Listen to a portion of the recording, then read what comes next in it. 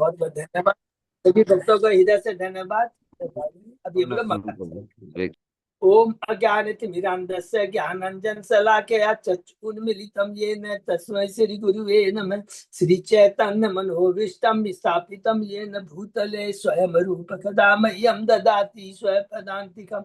वन्देऽहं श्री गुरु श्री युगपद कमलं श्री गुरु वैष्णवांच श्री रूपं साग्र जातं सहगण रघुनाथं वितं तं सजीवं स्वाथेतं सावधूतं परिजं सहितं कृष्ण चैतन्य देवं श्री राधा कृष्ण पादान सहगण ललिता श्री विशाखा वेदांत च। नम ओम विष्णु पादाय कृष्ण प्रेष्ठाय भूतले श्रीमते भक्ति वेदांत स्वामिन इति नामिने। नमस्ते सारस्वती देवे गौरवाणी प्रचारिणे निर्विशेष शून्यवादी पाश्चात्य देश तारिणे। वांछा कल्पतरुभ्यस्य कृपा सिंधुभ्य एव च पतितानां पावनेभ्यो वैष्णवेभ्यो नमो नमः।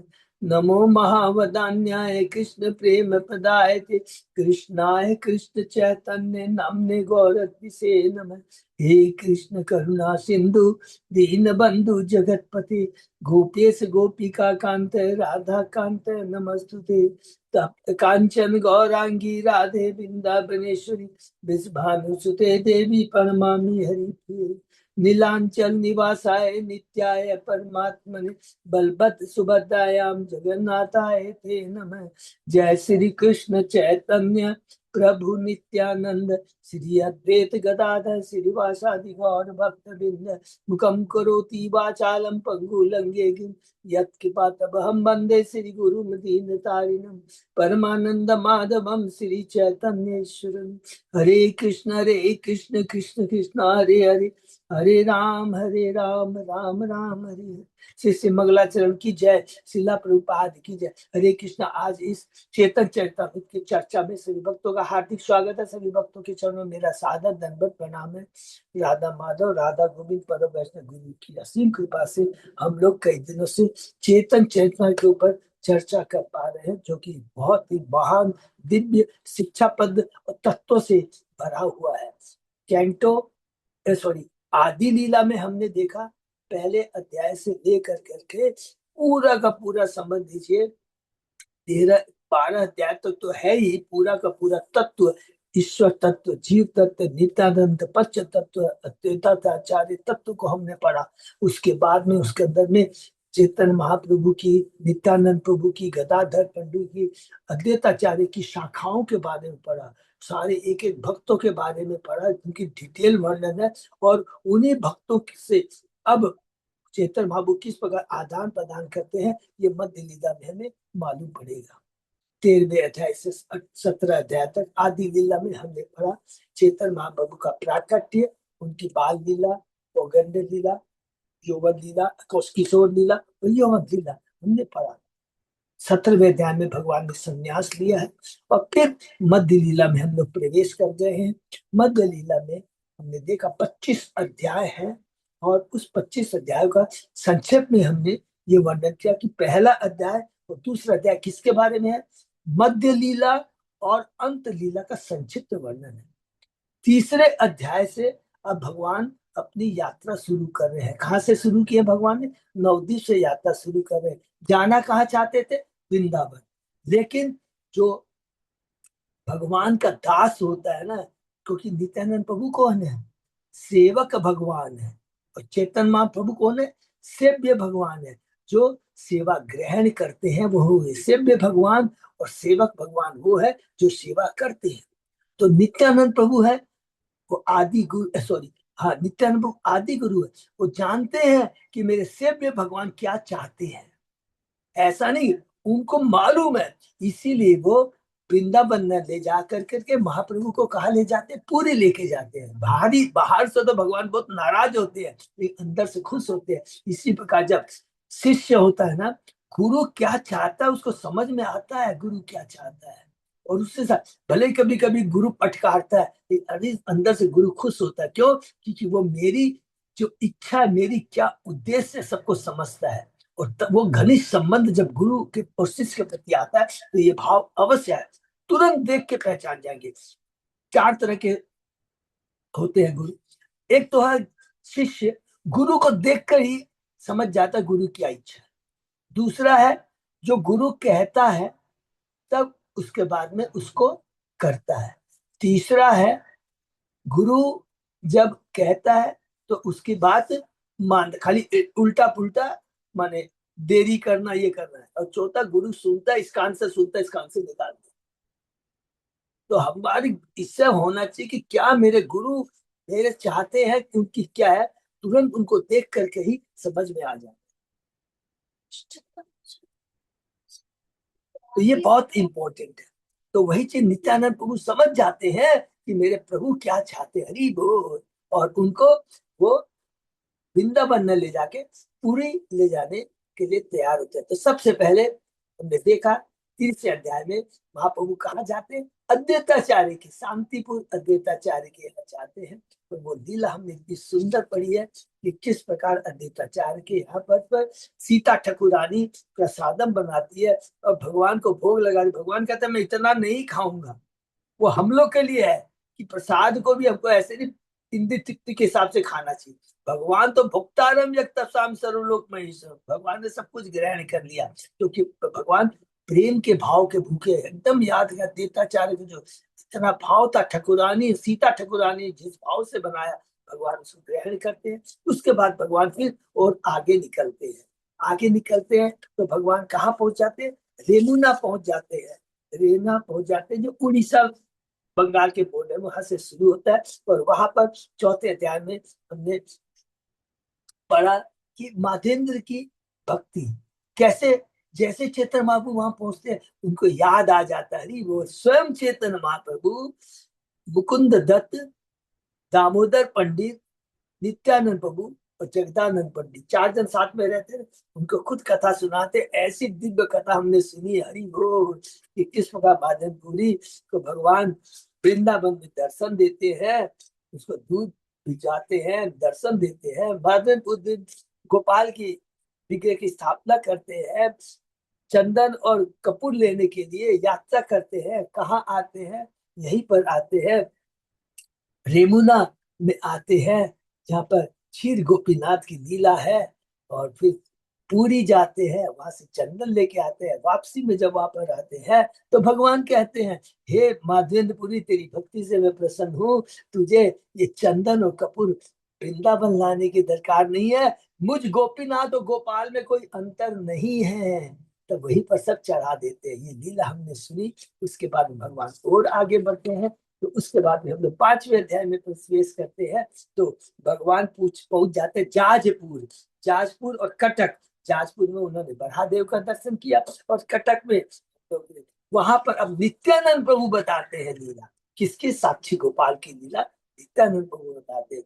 क्योंकि नित्यानंद प्रभु महाप्रभु से मिलने के पहले, नवदीप में मिलने के पहले, जब एक चक्र से निकले थे तब वो पूरा भारत का दर्शन भ्रमण भ्रमण करते हुए आए थे। उनको सब जगह का मालूम है पूरा। हम लोग जब पढ़ेंगे नित्यानंद लीला तो समझ में आएगा कि एक चक्र से जब स्टार्ट किए थे कहाँ कहाँ गए थे। बहुत पांडे पांडुपुर वगैरह अलग बहुत सारी जगह में गए थे, है?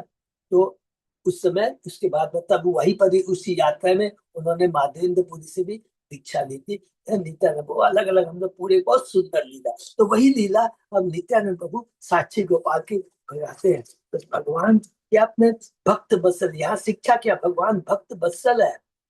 और तरुण ब्राह्मण कितना बोलता है, क्या आप यदि अपने वचन को नहीं रखेंगे तो आपको पाप लगेगा। अरे सोचिए, भगवान का भक्त अपने भगवान को बोलता आपको पाप लगेगा। इतना सुंदर रिलेशन होता है। भगवान साक्षी मन के आते हैं। वो लीला हम लोगों ने सुनी 5वें अध्याय में। अब उसके बाद में और वहां एक लीला होती है। उस लीला का उद्देश्य क्या है कि दंड, नित्यानंद प्रभु ने भगवान का संन्यास दंड भंग लीला सुनी है। और किस प्रकार नित्यानंद प्रभु भगवान का भारगी नदी के तट पर वहां पर स्नान करते हैं महाप्रभु। अरे नित्यानंद, मेरा डंडा को थोड़ा संभाल के रखना, संन्यास डंडा। भगवान को मालूम है क्या करना है, नित्यानंद प्रभु को, नित्यानंद को मालूम है कि मुझे क्या करना है। भगवान ने डंडा दिया, नित्यानंद ने उसको तोड़ दिया। 3 भागों में कर करके भागीरथी नदी के अंदर फेंक दिया। भगवान नाराज होते हैं, कहते हैं कितनी बड़ी बात कहते हैं, यही मेरी एकमात्र संपत्ति थी, वो भी तुमने तोड़ दिया। और सुंदर लीला हमने पढ़ा। उसके बाद अभी और भगवान आगे, अब यहाँ पर मैंने जो कहा पड़ाव क्यों चेंज आता है। अब भगवान ने कहा मुझे सार्वभौम से मिलना है, लेकिन ये सब लोग जाएंगे तो कैसे होगा। तो भगवान ने कहा तुम लोग तीनों में से चारों में से कोई मेरे साथ में नहीं जाएगा, मैं अकेला जाऊंगा। तो भगवान गजानन पंडित, नित्यानंद प्रभु, मुकुंद दत्त और दामोदर पंडित को बोला तुम यही रहो। अब भगवान अकेले जाते हैं, पुरी में प्रवेश करते हैं। जैसे ही मंदिर में जाते हैं, भगवान के रूप को देख, अपने ही रूप को देख कर करके, अपने को देख करके मूर्छित हो जाते हैं। तो वहां पर कौन आ जाते हैं, सार्वभौम मायावादी है, आ जाते हैं। और वो लेकर के भगवान को अपने घर जाते हैं। और बाद में हमने देखा किस प्रकार और चारों आ जाते हैं। गोपी नाथ आचार्य कौन है, गोपीनाथ आचार्य परम भक्त हैं कृष्ण के, और वो बहनोई है किनके, सार्वभौम प्रभु के हैं। हम लोगों ने पढ़ा किस प्रकार महाप्रभु सार्वभौम प्रभु के यहाँ जाते हैं, और उसके बाद में किस प्रकार सार्वभौम प्रभु भगवान के लिए अपनी मौसी के यहाँ उनके रहने की व्यवस्था करते हैं। और जब गोपीनाथ आचार्य सार्वभौम प्रभु को बताते हैं, उनके बैकग्राउंड के बारे में बताते हैं, कि गोपीनाथ आचार्य से वो विस्तार में सुनते हैं। जब उनको पता लगता है अरे महाप्रभु तो नदिया से हैं, नदिया डिस्ट्रिक्ट से है, तो सार्वभौम प्रभु बहुत प्रसन्न हो जाते हैं। कहते हैं मैं आपका दास बनना चाहता हूँ। महाप्रभु ने कहा आप तो वेदांत दर्शन के अध्यापक है, अतः आप विश्व के समस्त लोगों के गुरु तथा सुचिंतक है। मैं तो एक तरुण छोटा सा सन्यासी हूँ, मुझे अच्छे बुरे का ज्ञान नहीं है। मैं आपको अपना गुरु मानता हूँ। तो ये देखिए, जो भक्त होते हैं, यहाँ तो वैसे भगवान है लेकिन भक्त की भूमिका कर रहे हैं, कितना उनमें नम्रता सरलता होती है। फिर सार्वभौम ने मुकुंद से पूछा कि यह सन्यासी अत्यंत विनीत एवं सुंदर है, इसके प्रति मेरा प्रेम बढ़ता जा रहा है, उन्होंने किस संप्रदाय से संन्यास लिया है। तब गोपीनाथ आचार्य ने बताया इन्होंने महाभाग्यवान, देखिए क्या वर्ड लिखे था हमने पढ़ा, महाभाग्यवान केशव भारती से संन्यास दीक्षा ली है। तो यहाँ पर केशव भारती को महाभाग्यवान क्यों कहा गया है, वो मायावादी से है, लेकिन चेतन स्वयं भगवान ने उनसे दीक्षा ली है, संन्यास दीक्षा ली है। तो कितना वो खुद में भाग्यशाली है। तो यहाँ इसलिए भाग्यवान कहा गया। उसके बाद में सार्वभौम ने कहा हे भारतीय संप्रदाय की, ये भारतीय संप्रदाय के हैं, अतः ये द्वितीय श्रेणी के सन्यासी है। तो सन्यासी भी कई ग्रेड के होते हैं, ये हमने शायद लास्ट पढ़ा था। तो उसके आगे अब सार्वभौम प्रभु क्या बोलते हैं, और चेतन महाप्रभु में, और यहीं पर इसके ये पूरा बहुत इंपॉर्टेंट अध्याय है। पूरा इसमें तत्व का होगा किस प्रकार भगवान चैतन्य महाप्रभु सार्वभौम को भक्त बनाते हैं, मायावादी से परम कृष्ण भक्त बना देते हैं। इसकी चर्चा आज हम लोग करेंगे। ओम नमो भगवते वासुदेवाय, ओम नमो भगवते वासुदेवाय, ओम नमो भगवते वासुदेवाय। मध्य लीला अध्याय 6 श्लोक नंबर 73। बहुत बहुत धन्यवाद अच्युत अजय दास। लोग शुरू करते हैं। गोपीनाथ कहे यार नाही बाही अपेक्षा, अतएव बोड़ो संप्रदाय नाही अपेक्षा। गोपीनाथ आचार्य ने उत्तर दिया श्री कृष्ण चैतन्य बाबू किसी बाहरी औपचारिकता पर निर्भर नहीं है, उन्हें किसी श्रेष्ठ संप्रदाय से संन्यास ग्रहण करने की आवश्यकता नहीं है। अरे सार्वभौम तुमने कहा ये द्वितीय श्रेणी के जो संन्यास जो केशव भारती है द्वितीय लेवल में आते हैं। बोला अरे भगवान को ये सब की कोई दरकार नहीं है। श्री चैतन्य बाबू ने भारतीय संप्रदाय से संन्यास ग्रहण किया था, जो शंकराचार्य की परंपरा से संबंधित है। शंकराचार्य ने अपने सन्यासी शिष्यों के लिए नामों का प्रचलन किया, जिनकी संख्या 10 है। इसमें से तीर्थ, आश्रम तथा सरस्वती प्रमुख माने जाते हैं। श्रृंगेरी मठ में सरस्वती प्रथम, भारती द्वितीय, पूरी तृतीय श्रेणियां की उपाधियां मानी जाती है। तो प्रथम श्रेणी कौन की हो गई, सरस्वती प्रथम। भारती जिससे केशव भारती जो है वो द्वितीय, और तृतीय है पूरी, सरस्वती, भारती एंड पूरी, ये 3 श्रेणी है। जिस सन्यासी ने तत्वमसी सूत्र को ठीक से समझ लिया है और जो गंगा यमुना तथा सरस्वती के संगम में स्नान करता है वो तीर्थ कहलाता है। जो व्यक्ति संन्यास लेने को आतुर सांसारिक कार्य से विरक्त रहता है, तो जिसे भौतिक सुख की किसी प्रकार की इच्छा नहीं रहती और जो इस संसार जन्म के चक्र से बच गया है, वह आश्रम कहलाता है। जो सन्यासी सुंदर एकांत वन में निवास करता है और सारी भूताओं से मुक्त है, वह वन कहलाता है। जो सन्यासी सदैव जंगल में रहता है और स्वर्ग में नंद कानन में रहने की इच्छा से भौतिक जगत के सारे बंधों को त्याग देता है, वह अरण्य कहलाता है। क्या सुंदर सुंदर प्रभु आज अलग अलग बताते हैं, जस्ट नॉलेज पर्पज के लिए। जो व्यक्ति भगवत गीता का अध्ययन करते हुए पर्वत पर रहता है और जिसकी बुद्धि स्थिर रहती है, वह गिरी कहलाता है। जो व्यक्ति हिंस पशुओं की चिंता न करते सर्वोच्च दार्शनिक चिंतन प्राप्त करने के उद्देश्य से यह समझते कि बहुत ही संसार का रहता है, बड़े बड़े पर्वतों में रहता है, वह पर्वत कहलाता है। जिस सन्यासी ने परम सत्य रूपी सागर में गोते लगाकर ज्ञान रूपी कुछ अमूल्य रत्न एकत्र कर लिए है और सन्यासी के विधि विधानों के कभी से कभी पत्र भ्रष्ट नहीं होता, वह सागर कहलाता है। जो व्यक्ति शास्त्रीय संगीत कला में दक्ष होकर उनका अनुशीलन करता है, जो भौतिक आसक्ति से पूर्णतः रहता है, वह सरस्वती कहलाता है। सरस्वती संगीत तथा विद्या की देवी है और वे एक साथ में वीणा धारण किए रहती है। जो सन्यासी आध्यात्मिक उत्थान के लिए संगीत में लगा रहता है, वह सरस्वती कहलाता है।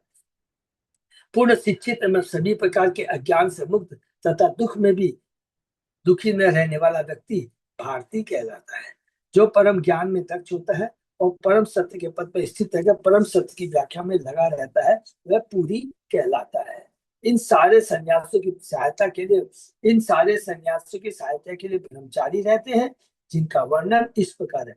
जो अपने असली स्वरूप को पहचानता है और अपने विशिष्ट कार्य में दृढ़ रहता है, जो आध्यात्मिक ज्ञान में सदैव सुखी रहता है, वह स्वरूप ब्रह्मचारी कहलाता है। हरि बोल। ब्रह्म ज्योति का ज्ञाता तथा नित्य योगाभ्यास करने वाला प्रकाश ब्रह्मचारी कहलाता है। जो परम ज्ञान प्राप्त करके सदैव परम सत्य ज्ञान असीम तथा ब्रह्म ज्योति का सदैव ध्यान करता है और सदैव अपने आप को दिव्य आनंद में रखता है, वह आनंद ब्रह्मचारी कहलाता है। जो पदार्थ तथा आत्मा का भेद जानता है, जो भौतिक विकारों से व्याकुल नहीं होता तथा जो असीम अव्यय कल्याण पर ब्रह्म ज्योति का ध्यान करता है, वह प्रथम कोटि का विद्वान ब्रह्मचारी होता है, वह चैतन्य कहलाता है। जब सार्वभौम भट्टाचार्य गोपीनाथ आचार्य से श्री चैतन्य बाबू के संन्यास संप्रदाय के बारे में जिज्ञासा कर रहे थे, तो उन्हें उनका प्रथम नाम श्री कृष्ण तो अच्छा लगा, किंतु चैतन्य जो कि द्वितीय केशव भारती की परंपरा में चैतन्य नाम दिया जाता है, तो किंतु चैतन्य उपमान अच्छा नहीं लगा, क्योंकि यह भारतीय संप्रदाय के ब्रह्मचारी का नाम है। इसलिए उन्होंने सुझाव दिया कि महाप्रभु को सरस्वती संप्रदाय में उन्नति कर देनी है, किंतु गोपीनाथ आचार्य ने इंगित किया, अरे महाप्रभु किसी भाई औपचारिकता पर निर्भर नहीं है, ये तो स्वयं भगवान है। गोपीनाथ आचार्य को पूर्ण विश्वास था कि श्री चैतन्य बाबू स्वयं कृष्ण। हरि बोल। अतएव किसी भाई औपचारिकता यह विधान से स्वतंत्र है। यदि कोई शुद्ध भक्ति करना चाहता है तो उससे भारती या सरस्वती या पूरी जैसी उपाधियों से युक्त श्रेष्ठता को आवश्यकता नहीं रह जाती है। तो ये जस्ट प्रभुपाद जी ने अलग अलग बताया, जस्ट बहुत अच्छा नॉलेज के पर्पज के लिए है, इसको नोट करके रख सकते। हरे कृष्णा प्रभु जी। हाँ माता जी। ये थोड़ा सा बताएंगे, ये भारती की मतलब जो सुख दुख में दुखी न रहने वाला व्यक्ति भारती कहलाता है, क्या मतलब हुआ?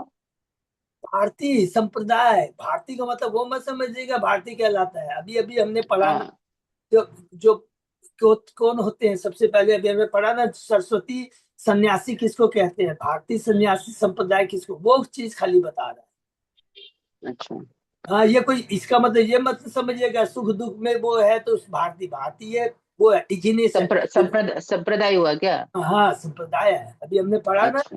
कि पहला संप्रदाय क्या पढ़ा, सरस्वती संप्रदाय, भारतीय संप्रदाय। हम्म, भारतीय संप्रदाय में क्या नाम देते हैं, चैतन्य नाम देते हैं, इसलिए चैतन्य अच्छा। महाप्रभु का नाम है कृष्ण चैतन्य। हाँ, तो जब चैतन्य नाम है माने वो भारतीय संप्रदाय से है। ठीक है, खाली संप्रदाय है ठीक। माता, इससे उसको कुछ हाँ लेना ठीक। देना नहीं। ठीक है। भट्टाचार्य कहे यार प्रौढ़ जोवन के मत संन्यास धर्म होई बेर।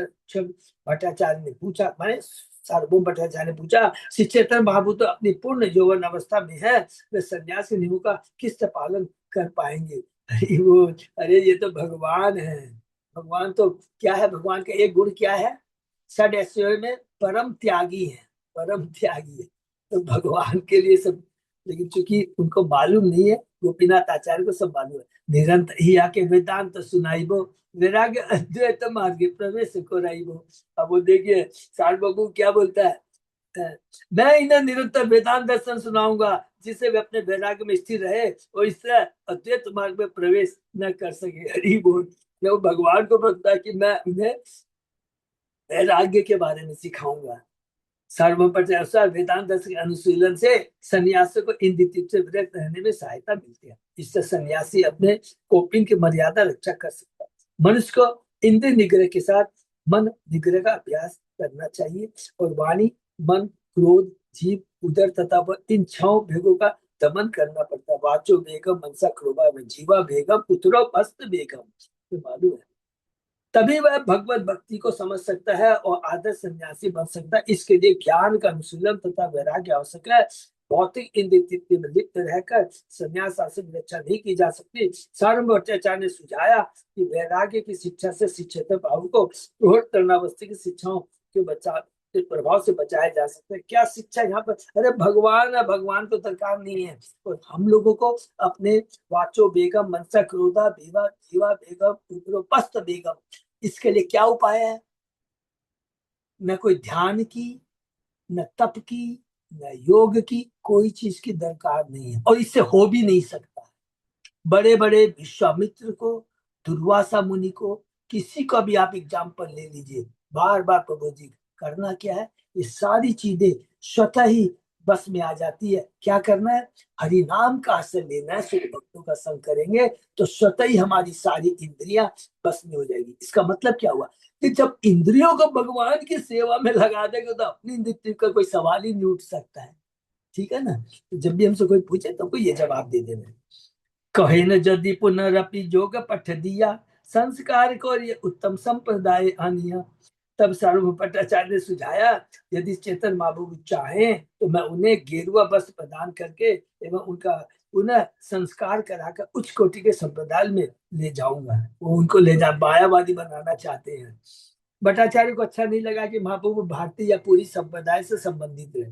ठीक है ना माता जी, अभी समझ में आ गया ना? देखिए यहाँ पर लिखा है भारतीय या हाँ पूरी प्रभु जी। संप्रदाय से, हाँ? हाँ प्रभु जी, थैंक यू। अतः वे उन्हें सर्वसत्य संप्रदाय में प्रतिष्ठित करना चाहते हैं जो प्रथम ग्रेड का है। हाँ? वस्तुतः वे श्री चेतन बाबू की स्थिति से परिचित नहीं थे। उन पुरुषोत्तम भगवान के रूप में चेतन बाबू किसी उच्च या नीच संप्रदाय पर आश्रित नहीं थे, वो तो स्वयं भगवान है। उन पुरुषोत्तम भगवान तो सभी परिस्थितियों में सर्वोच्च पद पर ही बने रहते हैं। हाँ? इसलिए वो अच्युत है, भगवान अच्युत है, वो कभी भी च्युत नहीं होते हैं। इसके ऊपर में और थोड़ा सा देख लें, कभी कभी भगवान बराह के रूप में आते हैं, मत्स्य अवतार में आते हैं, मछली के रूप में आते हैं, अलग कभी कभी भगवान अलग अलग रूप में आते हैं। तो इसका मतलब ये नहीं हुआ कि भगवान की पोजीशन डाउन हो गई। भगवान तो अपनी दिव्य पोजीशन में बने रहते हैं, आखिर अलग अलग रूपों में आते हैं, कभी मछली के रूप में, कभी अलग अलग, हमने जो पढ़ा वो तो लीला करते हैं। ठीक है ना? सुनी गोपीनाथ मुकुंद दुहे दुखी होला, गोपीनाथ आचार्य किच कहिते लागिला। गोपीनाथ, ये देखिए बहुत सुंदर है, गोपीनाथ आचार्य तथा मूंगदत्त जय सुनकर बहुत दुखी हुए। अतः गोपीनाथ आचार्य ने साहब को इस प्रकार संबोधित किया। दुखी इसलिए हुए कि अरे वे तो स्वयं भगवान है, ये क्या बोल रहा है।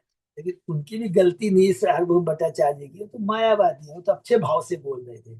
भट्टाचार्य तुम्हें यह न जानो महिमा, भगवता लक्षण है सीमा। ये भट्टाचार्य, आप श्री चैतन्य महाप्रभु की महिमा को नहीं जानते। इनमें भागवता के समस्त लक्षण अपनी चरम सीमा को प्राप्त है, क्योंकि भगवान चरम सीमा को प्राप्त है। भगवान के षड वैसे से युक्त है। भगवान सबसे ज्यादा धनवान है, भगवान सबसे ज्यादा शक्तिमान है, भगवान सबसे ज्यादा ज्ञानवान है, भगवान सबसे ज्यादा प्रसिद्ध है, भगवान सबसे ज्यादा त्यागी है। सब कुछ जो है भगवान में सबसे सर्व परम चरम सीमा तक का है। एक कोई आदमी हो सकता है, ज्ञानवान भी हो सकता है, धनवान भी हो सकता है, रूपवान भी हो सकता है, त्यागी भी हो सकता है, प्रसिद्ध भी हो सकता है, लेकिन पूर्ण रूप से नहीं हो सकता है। सबसे रिचेस्ट नहीं हो सकता, सबसे ज्यादा स्ट्रॉन्गेस्ट नहीं हो सकता है, माने कुछ कुछ हो सकते हैं, लेकिन चरम सीमा तक नहीं हो सकता, वो केवल कृष्ण है। और हम लोग में सिंपल, हम लोग ने पढ़ा भी है, क्या पढ़ा है कि हम भी भगवान के समान ही है, लेकिन गुणों में, क्वांटिटी में नहीं। वो भी सच्चिदानंद, हम भी सच्चिदानंद है, लेकिन हम लोग किस तरह है, जिस प्रकार समुद्र का एक बूंद पानी होता है और समुद्र होता है, तो भगवान समुद्र के समान है, हम समुद्र के एक बूंद के समान है। ठीक है ना। क्वांटिटी में हम कम है, लेकिन क्वालिटी में एक है, नेचुरली क्वालिटी में एक हो, क्योंकि हम तो भगवान के अंश है ना। तो पुत्र में तो पिता के तो अंश आना ही आना है, तो ये याद रखना। चूंकि भट्टाचार्य निर्विशेषवादी थे, अतः उन्हें निर्विशेष तेज में पे परे परम सत्य का कोई ज्ञान नहीं था। किंतु गोपीनाथ आचार्य ने उन्हें बतलाया कि श्री चैतन्य महाप्रभु पूर्ण पुरुषोत्तम भगवान, अरे भाई, परम सत्य को जानने वाले इनकी 3 अवस्थाओं से परिचित होते हैं, जिनकी व्याख्या श्रीमद् भागवत में हुआ है और चेतन चैतन्य में भी हमने पढ़ा है, कि कृष्णराज कविराज गोस्वामी ने, हम लोगों ने पढ़ा है। चैतन्य तत्व या ईश्वर तत्व के बारे में हम लोगों ने पढ़ा है। पहले आदि लीला के पहले अध्याय से लेकर 4 अध्याय के अंदर अंदर में हमने पढ़ा है चैतन्य तत्व, ईश्वर तत्व, उसी के अंदर में आया है। वदन्ति तत्वद तत्त्वं यत् ज्ञानम अद्वयम ब्रह्मेति पारमात्मेति भगवान इति शब्दते। जिन्हें अद्वैत परम सत्य का ज्ञान है, वे स्पष्ट रूप से जान रहे कि ब्रह्म क्या है, परमात्मा क्या है और पुरुषोत्तम भगवान क्या है। पुरुषोत्तम भगवान 6 ऐश्वर्य से पूर्ण होते हैं, चरम सीमा तक 6 ऐश्वर्य पूर्ण। गोपीनाथ आचार्य ने दृढ़ता पूर्वक बताया कि चेतन महाप्रभु में ये 6 ऐश्वर्य पूर्ण रूपेण विद्यमान है। देखिए, कभी भी भगवान का हम लोग जो वर्ड यूज करेंगे ना, ऐसे नहीं लिखेंगे कि चेतन महाप्रभु 6 ऐश्वर्यों में से विद्यमान है, ये अपराध हो जाएगा। 6 ऐश्वर्यों में पूर्ण रूपेण विद्यमान है, बट इससे ऊपर कोई नहीं है। और ब्रह्म परमात्मा भगवान का सबको मालूम है कि ब्रह्म, परमात्मा और भगवान, जब हम कहते हैं सच्चिदानंद भगवान साकार रूप, सत्य रूप उनका, ब्रह्म जो है वो सत्य को इंडिकेट करता है, परमात्मा सत्य और चित्त को इंडिकेट करता है, और भगवान सत्य, चित्त और आनंद तीनों पहलुओं को इंडिकेट करता है। ठीक है। सत्य का मतलब हो गया शाश्वत, चित्त का मतलब ज्ञानमय, और आनंद का मतलब हो गया आनंदमय। तो कृष्ण है सत्य चित्त आनंदमय, हरि बोल। वही, और चेतन बाबा भी स्वयं भगवान, ठीक है ना। ताहते विख्यात ही हो परम ईश्वर अज्ञ स्थान की चिन्ह है विज्ञेर गोचर। गोपीनाथ आचार्य ने कहा श्री चैतन्य महाप्रभु पूर्ण पुरुषोत्तम भगवान के रूप में विख्यात है। इस विषय से अनजान व्यक्ति तत्ववेताओं के निर्णय को अत्यंत कठिनाई से समझ पाते हैं। हरि बोल। इस विषय से अनजान व्यक्ति तत्ववेताओं के निर्णय को अत्यंत कठिनाई से समझ पाते हैं। शिष्य गण कहे ईश्वर कहे कौन प्रमाणी, आचार्य कहे विज्ञ मत ईश्वर लक्षण। सार्वभौम भट्टाचार्य के शिष्य ने प्रतिकार करते हुए पूछा, आप किस साध्य साक्ष्य के आधार पर यह निर्णय कर रहे हैं कि चेतन महाप्रभु परमेश्वर है। गोपीनाथ आचार्य ने उत्तर दिया, इसका प्रमाण पूर्ण पुरुष भगवान को जानने वाले प्रामाणिक आचार्यों के कथन है। तुम लोग जैसों के से नहीं होगा। जो प्रामाणिक आचार्य है वो बताएंगे पूर्ण पुरुषोत्तम भगवान के बारे में। तो प्रामाणिक आचार्य हम जो बोलेंगे, जब भी हमसे पूछेगा तो क्या बोलेंगे, जो उस परंपरा से आया है जिसने डायरेक्ट भगवान से सुना है। सिंपल, एक से बढ़ और कुछ दूसरा नहीं बोल। भगवान ने पहले किसको दिया, ब्रह्मा जी को, ब्रह्मा जी ने नारद जी को, नारद जी ने व्यासदेव जी को, व्यासदेव जी ने सुखदेव गोस्वामी जी को, सुखदेव गोस्वामी ने सुत गोस्वामी को। तो ऐसे करके परंपरा से आया। तो जब भी कोई प्रमाणिक गुरु बोलता है, इसका मतलब क्या है, कृष्ण ने ये बात बोली है, इसके माध्यम से वो कृष्ण की बातें बता रहा है, अपने मन से कुछ नहीं बोलता है। तो इसलिए वही बता सकते, क्योंकि भगवान ने तो बताया ना अपने बारे में। तो अपने भगवान के बारे में और कौन बता सकता है। सिंपल, यदि देखिए तत्व को समझना है, अगर भगवान के बारे में कौन बता सकता है, खुद ही भगवान बता सकते हैं, क्योंकि वो तो आदि जीव है, सॉरी आदि भगवान है। जब वो थे उसके पहले कुछ भी नहीं था ना, पूरा अंधकार था, कुछ भी नहीं था, सृष्टि नहीं थी। फिर भगवान आते हैं, गर्भोदय विष्णु से ब्रह्मा जी निकलते हैं, तब ब्रह्मा जी उनको बताते हैं कि मैं कौन हूं, तुमको क्या करना है। अर्थात जो भी ज्ञान आया है वो परंपरा से आना चाहिए। परंपरा का मतलब ही यही हो गया, वो प्रामाणिक गुरु जिसने प्रामाणिक शास्त्रों से, प्रामाणिक गुरु से सुना। प्रामाणिक गुरु क्या है, जो भी बात बताते हैं वो कृष्ण ने जो कहा है वही एज इट इज वही बताते, अपने मन से कुछ नहीं बता। इतना सिंपल कैलकुलेशन है, कुछ नहीं। श्री चैतन्य महाप्रभु के आविर्भाव के समय से भारत में ऐसे अनेक छद्म अवतार थे, देखिए बहुत ध्यान से, जिनमें प्रामाणिक लक्षण नहीं पाए जाते। 500 वर्ष पूर्व सार्वभौम भट्टाचार्य के विद्वान शिष्यों ने जब गोपीनाथ आचार्य से साक्ष्य देने के लिए कहा तो वे बिल्कुल ठीक कह रहे थे। यदि कोई व्यक्ति अपने आप को या किसी अन्य को ईश्वर या ईश्वर का अवतार बताता है तो उसे अपने इस दावे को सिद्ध करने के लिए शास्त्र से साक्ष्य देना चाहिए। बहुत इंपॉर्टेंट है। कोई भी जो भी चीज है ना, ये इस परंपरा से आया है या ये इस संप्रदाय से आया है, से बोलने से नहीं होगा। तुम्हारा ये संप्रदाय बोनाफाइड है कि नहीं, ये हमको बताना पड़ेगा। खाली बोलने से तो नहीं होगा। हर आदमी अभी क्या होता है, जब देखा है कि कलयुग में सबसे बड़ा कमाई का धंधा क्या है, कि लोगों के सेंटिमेंट को जीतना। क्योंकि कलयुग में 99% लोग बेचारे क्या है, मेंटल ग्रसित है, भ्रमित है। तो जैसे ही वो मौका देखता है वो पाखंडी, ओह ये भ्रमित है ना, चलो इसको लपेटते हैं। अच्छा तुमको ये कष्ट है, चिंता मत करो, मेरे पास में ये दवा है, तुम्हारा मैं ये यज्ञ करवा दूंगा, मैं तुम्हारे छू मंत्र करा दूंगा, तुम्हारा ऊपर में जो झाड़ा लगवा दूंगा, ये कर। और आदमी तकलीफ में है, उस समय बुद्धि काम करती नहीं है, तुरंत विश्वास कर लेता है, पैसे दे देता है, ठगा जाता है। तो इसलिए इस युग में ये प्रभुपाद जी की हमारे ऊपर इतनी असीम कृपा है कि उन्होंने क्लियर बता दिया है, कभी भी ठगना नहीं है। बी अलर्ट, छद्म पाखंडियों से हमें दूर रहना चाहिए। अतएव भट्टाचार्य के शिष्यों का अनुरोध उचित है। दुर्भाग्यवश आज के समय में किसी को भी शास्त्रों का संदर्भ दिए बिना ईश्वर के अवतार के रूप में प्रस्तुत करना प्रचलित है। किंतु बुद्धिमान मनुष्य को चाहिए कि किसी व्यक्ति को ईश्वर का अवतार मानने से पहले उससे साक्ष्य पूछे, प्रमाण मांगे। जब सार्वभौम भट्टाचार्य के शिष्यों ने गोपीनाथ आचार्य को चुनौती दी तो गोपीनाथ ने तुरंत उचित उत्तर दिया।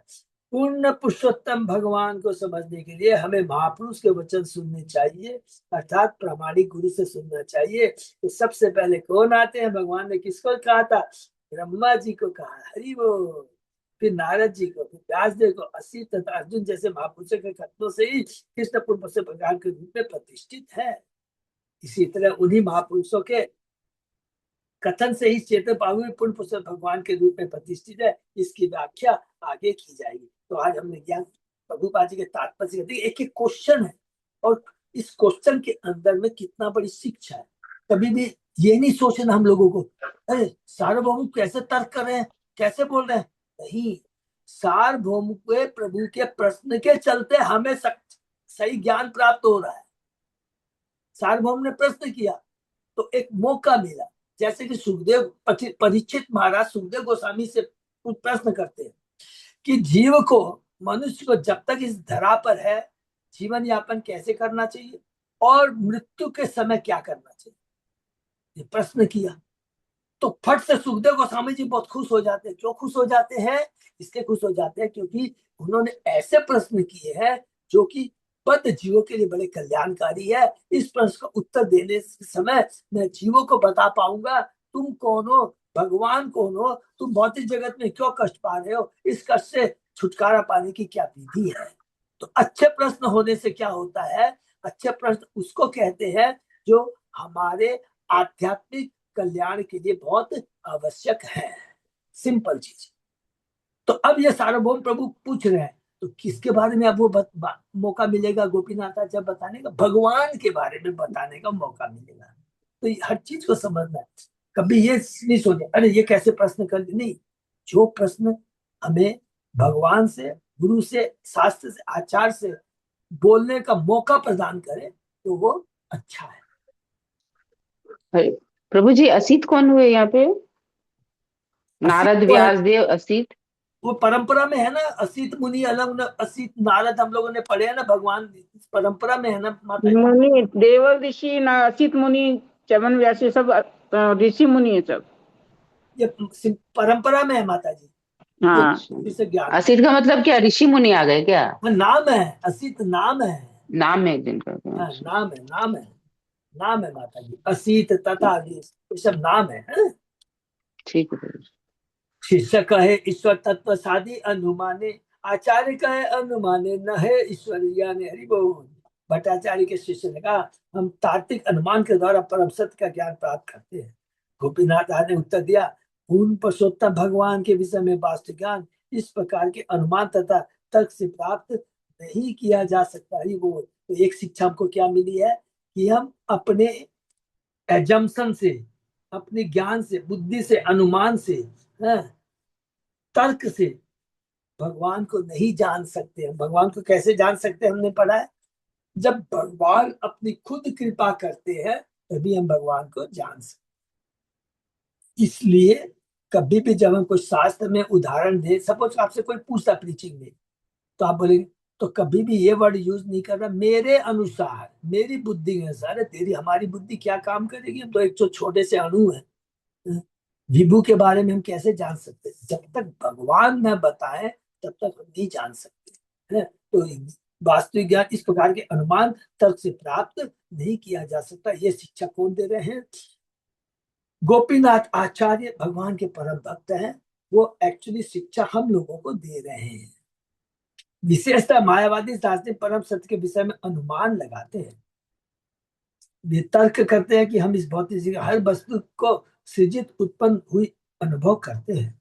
यदि हम किसी भी वस्तु का इतिहास खोजें तो उसका एक सृष्टा मिलेगा, अतः इस विराट जगत का कोई सृष्टा होना चाहिए। ऐसे तर्क से वे इस नतीजे पर पहुंचते कि इस विराट जगत की सृष्टि किसी महान शक्ति द्वारा की गई।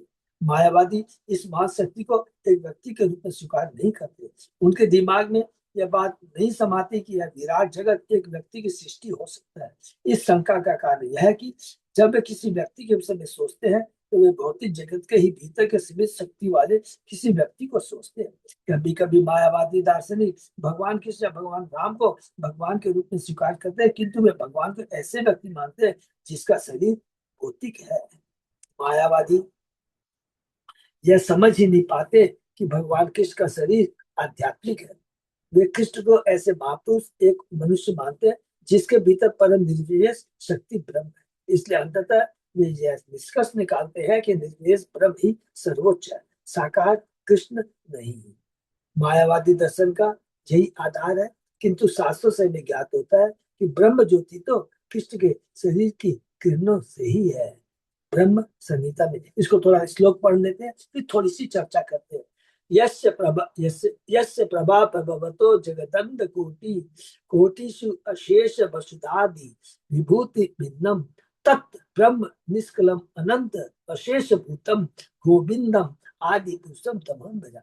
मैं उन आदि भगवान, ब्रह्मा जी कह रहे हैं, मैं उन आदि भगवान गोविंद की सेवा करता हूँ जिनके दिव्य शरीर का तेज ब्रह्म ज्योति कहलाता है। वह ब्रह्म ज्योति जो असीम अगाध तथा सर्वव्यापी है, अनंत गृहों की सृष्टि का कारण है, जिसमें तरह तरह की जलवायु तथा जीवन की विशिष्टताओं से युक्त है। मायावादी दार्शनिक वैदिक साहित्य का अध्ययन करते हैं, किंतु वे यह नहीं जानते कि परम सत्य के साक्षात की अंतिम अवस्था पूर्ण पुरुषोत्तम भगवान है। परम सत्य के साथ अंतिम व्यवस्था अर्थात ब्रह्म, परमात्मा और भगवान, जो लास्ट अवस्था है भगवान, और परम अंतिम अवस्था है ब्रह्म। तो क्या है? उनके ब्रह्म ज्योति है। परमात्मा जो हमारे हृदय में रहते हैं, भगवान जो बैकुंठ लोक गोलोक धाम में रहते हैं। यहाँ पर एक चीज हम थोड़ा सा देखेंगे, अब यहाँ पर चर्चा करते हैं। जो लोग क्या कहते हैं,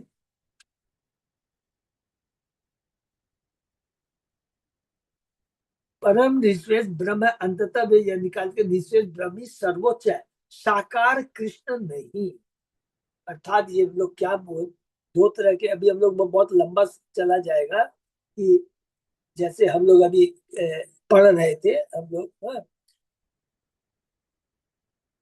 जो निर्विशेषवादी होते हैं, चार तरह के लोग होते हैं। एक तो वो होता है जैसे कि सुखदेव गोस्वामी थे, वो ब्रह्मवादी थे। तो वो ब्रह्मवादी का मतलब क्या हुआ कि वो मायावादी नहीं थे, ब्रह्मवादी थे। तो दो दो तीन तीन कैटेगरी के लोग होते हैं। एक क्या बोलते हैं कि निर्विशेष भी है और सशेष, माने भगवान साक्षात भी है और निर्विशेष भी है। वो निर्विशेष को मानते थे, लेकिन कभी ऐसे नहीं बोलते थे कि कोई साकार भी नहीं। बात समझिए, निर्विशेष भी है और सर्वेश माने जो साकार है। तो शुरू में वो सुखदेव गोस्वामी जी निर्विशेष माने, निर्विशेष का मतलब हुआ कि ब्रह्म को ही परम मानते थे, ब्रह्म को ही। और साकार भगवान को ना नहीं बोलते थे कि साकार नहीं। लेकिन जब उन्होंने व्यासदेव जी से भागवतम सुनी, भगवान के इतने सुंदर लक्षण और गुणों के बारे में सुना, तो वो उनके प्रति आकृष्ट हो गए। अगर उनको भगवान के बारे में घृणा होती या नहीं होता तो वो उनके प्रति आकृष्ट नहीं होते, लेकिन उनको मालूम है ये भी है और ये। दूसरा है, वो क्या कहते हैं, निर्विशेष से साकार निकलता है। देखिए कितना बड़ा, माने साकार छोटा है और निर्विशेष बड़ा है। तो ये कितनी बड़ी, आप सोचिए, निराकार से साकार कैसे निकल सकता है। और फिर कहते हैं ये साकार दिखाई देता है, ये माया है। जब ये अपना असली रूप पकड़ लेगा तो फिर ये निराकार हो, फिर अपने आप निकल। तो निराकार को ब्रह्म माने परम मानते हैं और उससे निकलता है साकार। ये कितनी बड़ी गलत बातें है। तो इस तरह की ये थ्योरी है। तो इसको हम लोग यहाँ पर बहुत अलग, इसका बहुत डिटेल है, इसको हम लोग जब भी टाइम मिलेगा तो पढ़ेंगे, ठीक है। तो प्रभु जी, हाँ प्रभु, हाँ प्रभु जी, एक निराकार का मतलब जो है ये भी हो सकता है कि मतलब जिसके आकार का मतलब we can not explain. Suppose कीजिए कि जैसे ना ये कहानी है ना कि भी जो वो अंधे लोग थे, वो हाथी को जो है वो, तो किसी ने कहा कि भाई हाँ हाँ ये है हाँ रस्सी है, हाँ, ये तो ये है वो कोई है ये। यस यस प्रभु, हाँ तो प्रभु जी, बद्ध जीव हैं हम लोग, हमारी तो सब भौतिक इंद्रियां हैं। तो हमारे लिए मतलब बेसिकली भगवान का जो रूप है या उपस्थिति है उनकी, मतलब वी कैनॉट एक्सप्लेन कि भाई इनका ये क्या है ये। हाँ, बिल्कुल सही बात कह रहे हैं प्रभु। ये तो माने इस तरह का तर्क और दर्शन मूर्खता कहलाएगा। हम अपूर्ण इंद्रिय से पूर्ण भगवान के बारे में कैसे जान सकते हैं प्रभु। राइट। दो चीज प्रभु उसमें बोलेंगे, एक तो कैसे जान सकते हैं, ये तो ठीक है भाई मेरे को, लेकिन हम कैसे उसको पर अनुमान लगा सकते हैं, ये बहुत डेंजरस हाँ नहीं, अनुमान वाली कोई बात ही नहीं है ना कोई भाई। है। जो जो जो चीज जिसको हमने हमने हमने देखा ही नहीं भाई, जब तक भगवान हमको ये क्षमता नहीं देंगे कि साहब हम उनके रूप को हम देख सकें, तो तब तक तो प्रभु जी हम उनको ना देख ही नहीं सकते। तो अभी तो जो जो भी है सिर्फ सिर्फ हम अनुमान लगा लगा के बोलते हैं कि साहब साकार निराकार। लेकिन भाई जब तक मतलब हमारी हम इतने, जैसे आपने कहा कि भाई हम गुण में सेम है बट क्वांटिटी में हम लोग जो है मतलब नहीं है, तो हमारी तो इतनी क्षमता ही नहीं है कि साहब वी कैन नॉट मतलब टू एक्सप्लेन कि यस, भाई भगवान का रूप क्या है। हाँ, तो ये बात आपकी सही है प्रभु, लेकिन ये जो आपने जो वर्ड कहा ना कि हम अणु है, भगवान तो विभु है।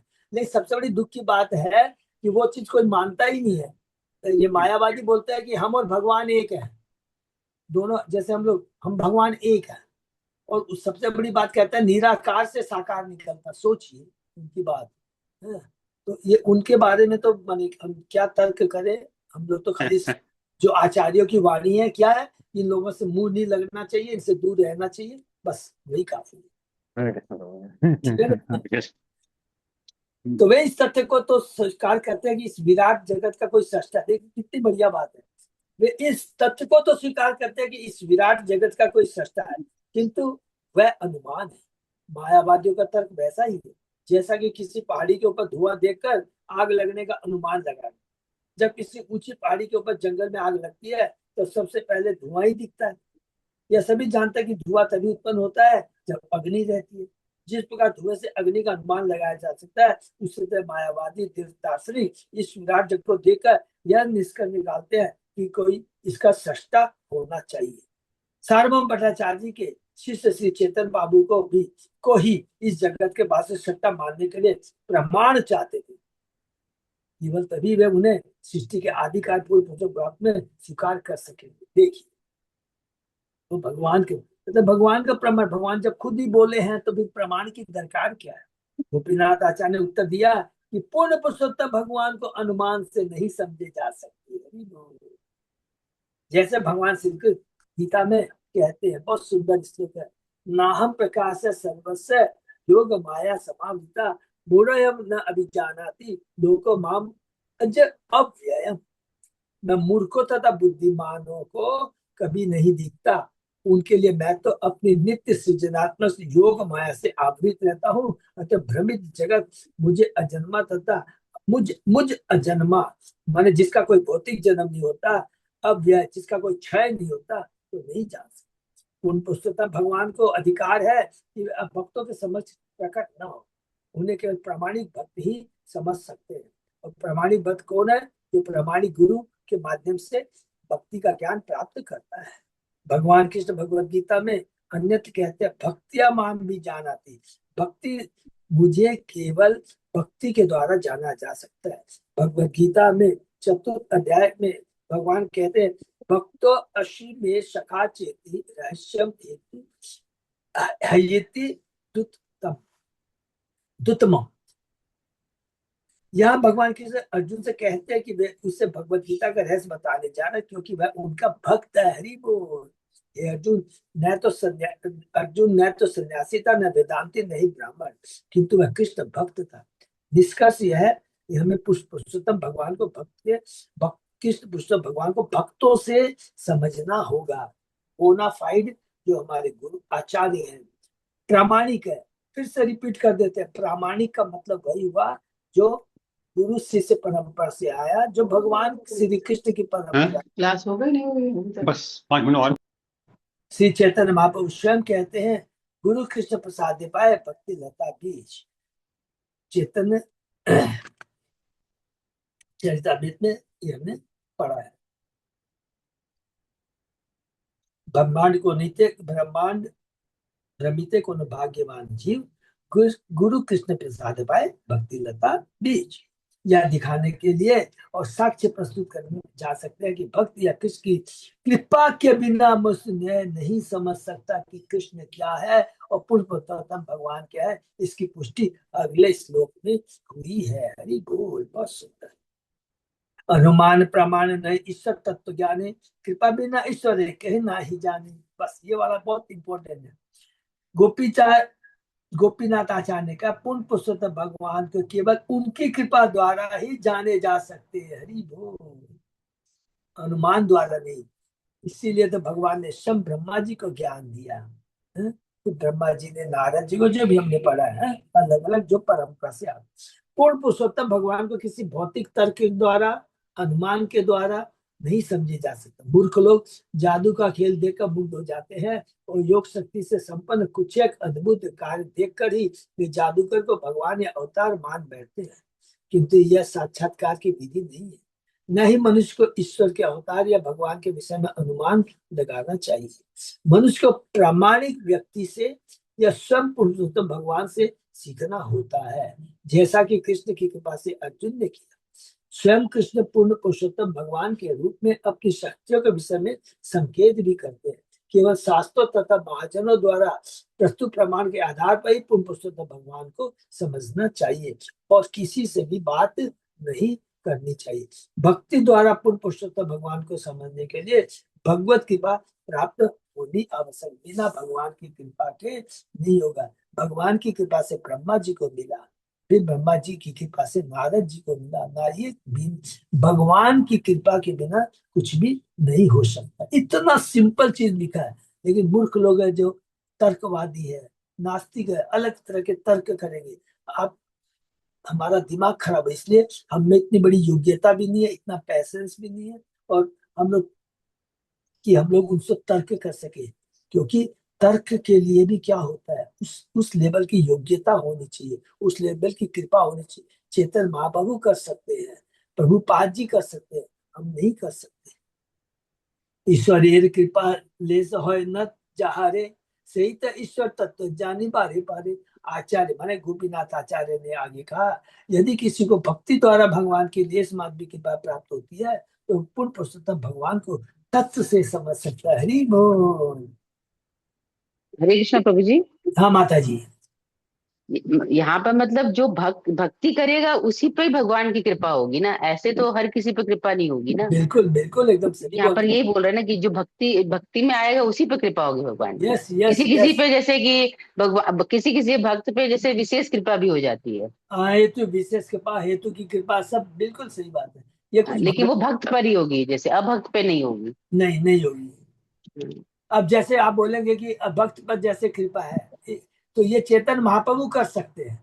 कैसे? उदाहरण के लिए जगाई मगाई भक्त नहीं, जगह मगई पे है। सबसे बड़े माने बोलते हैं कि चेतन चित्रगुप्त का खाता भी भर गया था, वो इतने उन्होंने पाप किए थे। हम्म। ये भगवान कर सकते हैं, हाँ, लेकिन हम लोग नहीं कर सकते हैं। हाँ, हम लोग को नहीं, उनसे हम लोग का तो कहाँ सामर्थ्य, हम लोग क्या कर पाएंगे, भगवान का ही बोल रहे हैं कि हाँ, हम लोग किस लायक है जो हम लोग कर पाएंगे। सही बात।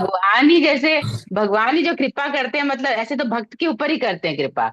लेकिन हाँ, जैसे अगर समझिए कभी कभी इसमें आता भी ना, जैसे जगाई मदाई का आप बोले, तो वो जैसे जो कृपा करते हैं वो भगवान मतलब किस हेतु की बेसिस पे कृपा। करते हैं कि वो किस पे करना है, ऐसे भगवान क्या मतलब करते हैं कि किस पे हमको करना है जो अभक्त रहते हैं। ठीक बात है। नहीं, मैं आपको दो चीज बताऊंगा। पहला चीज, यदि आपसे कोई पूछेगा ना, तो देखिए उसको तत्व से समझाना पड़ेगा। हाँ? तो क्या बोले करेंगे, भगवान सब पर कृपा करते हैं, पहला ऐसे बोलिएगा। तो बोलेगा कैसे?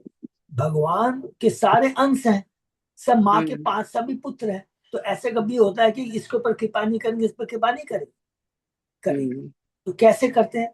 जो बात नहीं सुनता है भगवान की, जो भगवत, तो भगवान उसके लिए भौतिक जगत में, मेरा बेटा है, मेरे को छोड़कर यहाँ दूसरे के घर में जा रहा है, बाहर देश में जा रहा है, तो मेरे को उसका तो ख्याल रखना चाहिए ना। तो भगवान क्या करेंगे? सारी व्यवस्था उसके लिए करेंगे। तो देखिए भौतिक जगत में भगवान ने सारी व्यवस्था कर रखी है ना, फ्री ऑफ कॉस्ट हम्म। है। चाहे वो नास्तिक हो या क्या, ऐसा थोड़ी है कि ये नास्तिक है तो उस पर बरसात नहीं मिलेगी, उसको खाना नहीं मिलेगा। सब भगवान से विशेष कृपा सब पर करते हैं। अब करने के बाद में भगवान बोलते हैं, कृपा करते हैं कि एक टीचर को बुलाते हैं, माया माया देवी को बुलाती है। ये माया तो देवी, भौतिक कृपा हुई, आध्यात्मिक कृपा जब करते हैं वो नहीं क्या क्या किस हाँ। मैं बता रहा हूँ पूरी चीज है। तो भगवान फिर क्या करते हैं, टीचर को अपॉइंट करते हैं। जैसे घर में बच्चा नहीं पढ़ता है, तो एक टीचर को अपॉइंट करते हैं ना, बोलते हैं कि पिटाई कीजिए मास्टर जी, उसको थोड़ा लाइन पे लाना।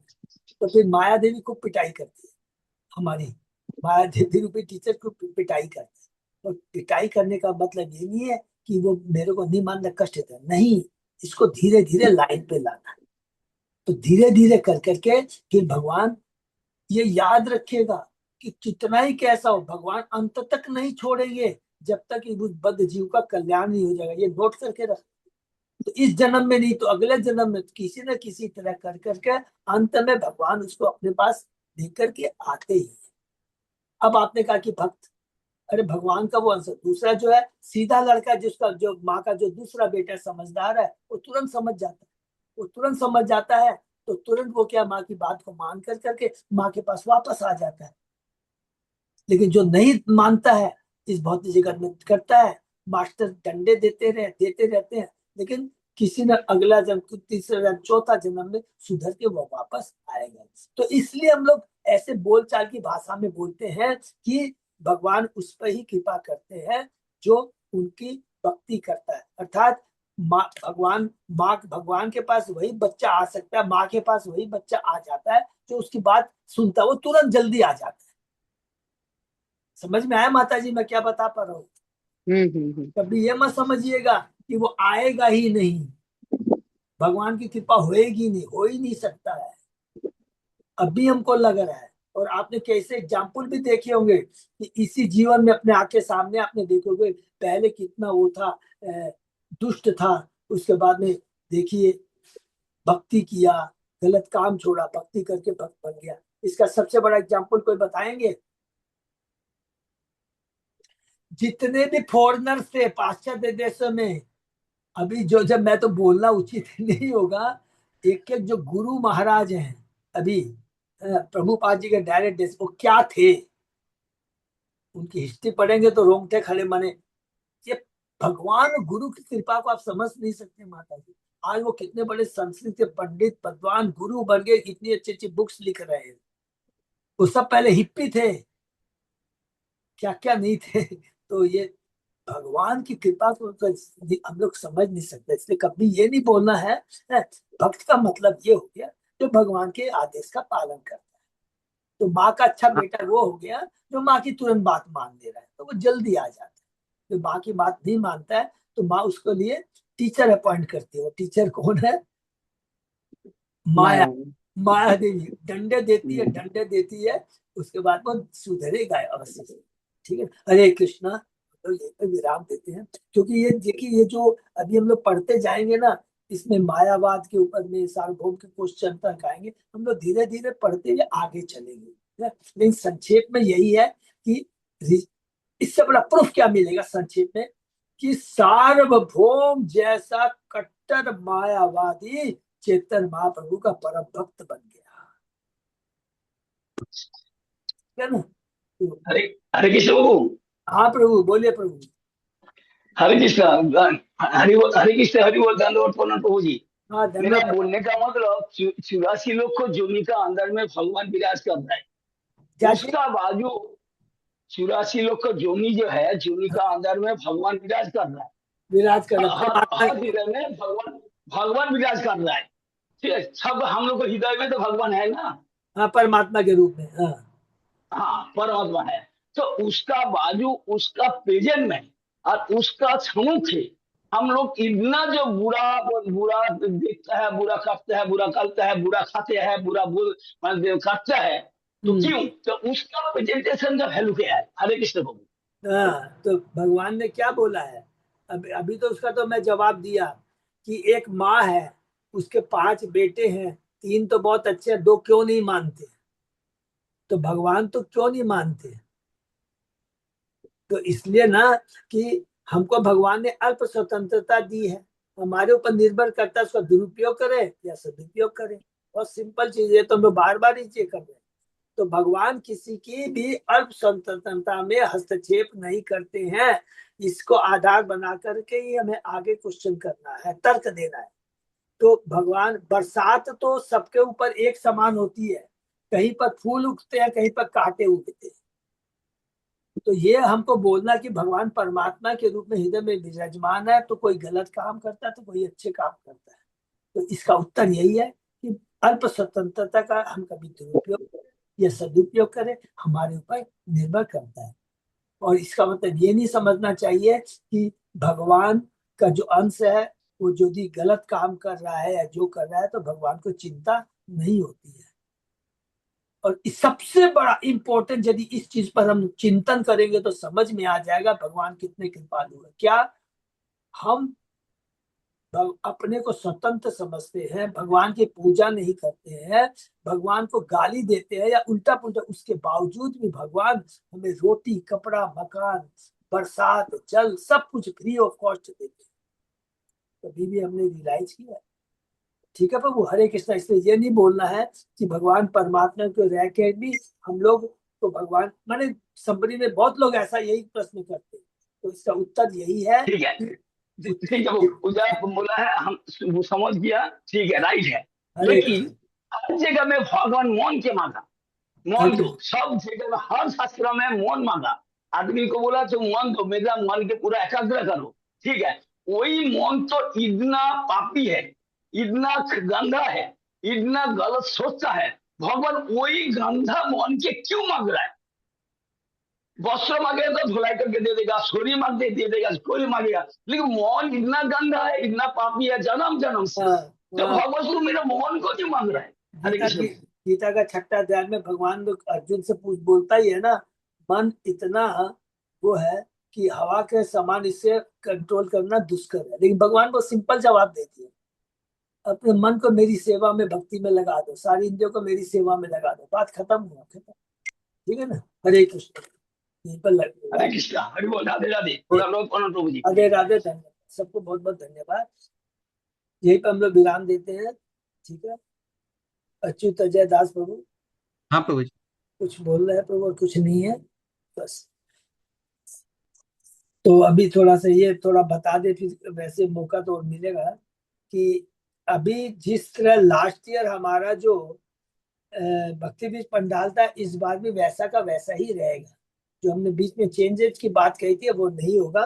तो फिर से पुनः डिसीजन लिया गया है कि हमारा भक्ति बीज पंडाल वैसा ही रहेगा, कॉमन रहेगा, और सारे हमारे कॉन्ग्रिगेशन जो है पूरी कलकत्ता के एक ही जगह बैठेंगे। उसके अंदर में कोई थोड़ा बहुत जो चेंजेज होगा, आज फिर मीटिंग है उसमें करके हम बताएंगे। लेकिन हम सब लोगों को हमारी सेवा भक्ति बीज पंडाल में रहेगी। हमारे जगन्नाथ ग्रुप का टेबल अलग रहेगा, एक ही हॉल के अंदर सबका टेबल, ठीक है। हरे कृष्ण। हरे कृष्ण। सही भक्तों का बहुत बहुत धन्यवाद। फिर आकर समय विराम कर सोमवार से। और ये जो जो सेवा है ना, वो सब लोग याद रखें कि कीर्तन की सेवा है, अलग अलग जो किड्स कॉर्नर की सेवा है। तो माता जी लोग प्लीज आपस में बात करके समझ लीजिएगा आपस में, ठीक है ना। हरे कृष्ण। मुझे यार एक मैसेज देना था कि सभी भक्त लोग भी ज्यादा से ज्यादा चैंटिंग और प्रे करेंगे। Actually Guru Maharaj is travelling to India, Bangalore आ रहे हैं हरि तभी। बोल, तो सबको प्रे करना कि अच्छे से गुरु महाराज बेंगलोर। हरि बोल। जो गुरु महाराज के लिए हम लोग बहुत बहुत धन्यवाद। अच्युत दास को याद दिला दिया। तो गुरु महाराज के लिए हम लोग 3 बार हरे कृष्ण महामंत्र बोलेंगे, हैं? सब लोग अनम्यूट करके, हैं? अपने को अनम्यूट करके। हरे कृष्णा हरे हरे कृष्णा कृष्णा कृष्णा कृष्णा हरे कृष्णा हरे हरे हरे हरे राम हरे राम हरे राम राम राम राम हरे राम हरे। हरे हरे कृष्णा हरे कृष्णा कृष्णा कृष्णा हरे हरे हरे राम राम हरे राम राम राम राम राम राम हरे हरे हरे कृष्णा कृष्णा हरे कृष्णा कृष्णा हरे कृष्णा हरे कृष्णा हरे हरे हरे राम हरे राम हरे राम राम राम हरे हरे। बहुत बहुत हम लोग गुरु महाराज का हम लोग सब व्यग्रता से इंतजार कर रहे हैं, क्योंकि आज तक गुरु महाराज ने एक भी रथ यात्रा मिस नहीं की है। हाँ, तो अब तो हमने कहा ना, गुरु महाराज लीला करते रहते हैं। जैसे हमारे भक्त लोग कभी भी थोड़ी भक्ति कम करते हैं तो गुरु महाराज लीला करते हैं, ठीक है ना।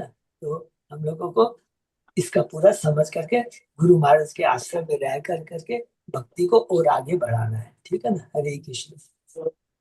Thank you so much Achyut Jai Das को, बहुत बहुत धन्यवाद। बहुत इंपॉर्टेंट बात याद दिलाया।